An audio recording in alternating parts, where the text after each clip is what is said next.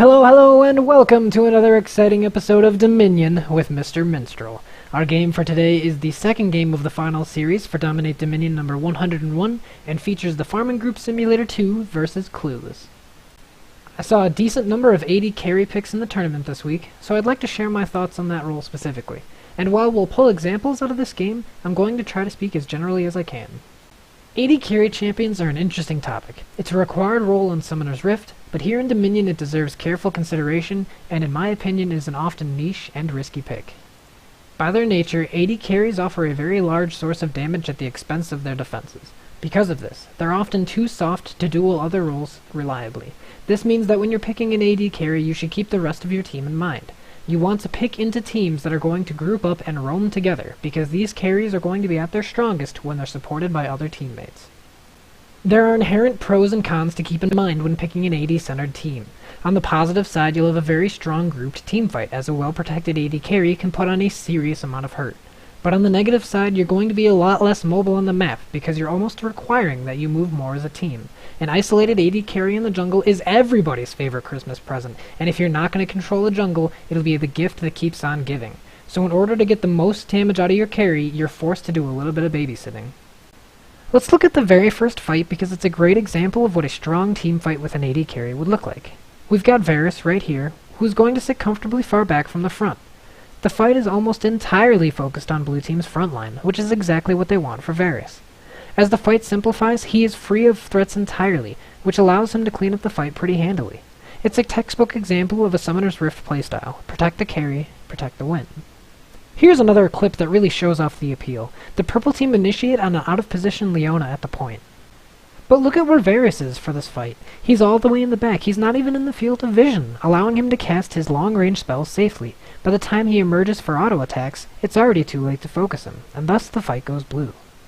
Safe positioning for an AD carry makes a world of difference, so let's go ahead and look at some clips now where the AD carry isn't so safe. The fight starts in the jungle as blue team picks a fight to interrupt the storm shield capture. Purple team collapses and makes very quick work of Lee Sin, and with him out of the way they direct their attention to Varus, who is dangerously close to the enemy team. In turn, they force him to run for his life, and with their damage source backpedaling, the blue team could not defend themselves, proving to be quick work for the bot lane intervention. This fight tells a similar story. Varus approaches from the bottom as the fight starts, but is quickly forced to turn and run by the diving Jarvan. Before he has a chance to set up again, Vi takes her turn and dives on him as well, but this time sentencing him to death.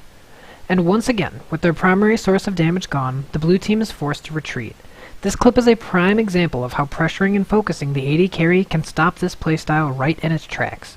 It works just as it does on Summoner's Rift. If the AD carry can't safely engage, they're going to have a bad time.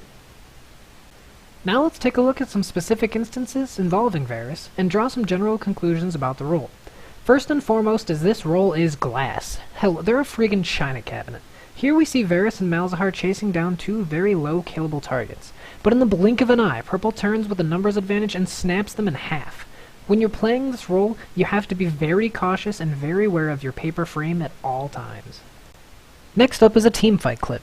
It's important that the carry sits at a safe distance, but doing that takes a certain team comp. On paper, Lulu and Leona are fantastic picks for an AD carry, as both of them are going to do a great job of supporting and stalling for the carry, much like you would see on Summoner's Rift. However, there are 3 diving champions on the purple team, making it very hard for the 2 of them to play bodyguard in this specific game. This instance makes a very important point pretty glaringly clear, and it's something you should be thinking about every time you pick an AD carry. Never walk through the jungle alone. This is especially important for AD carries without an escape mechanic.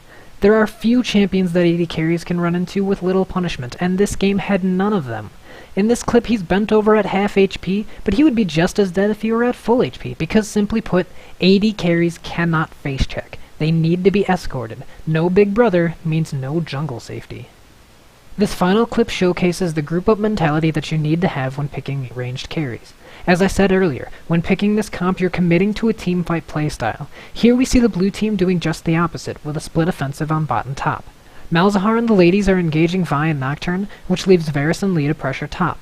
Blue team wins the 2v3 in bot, but Lee falls, letting Varus become isolated.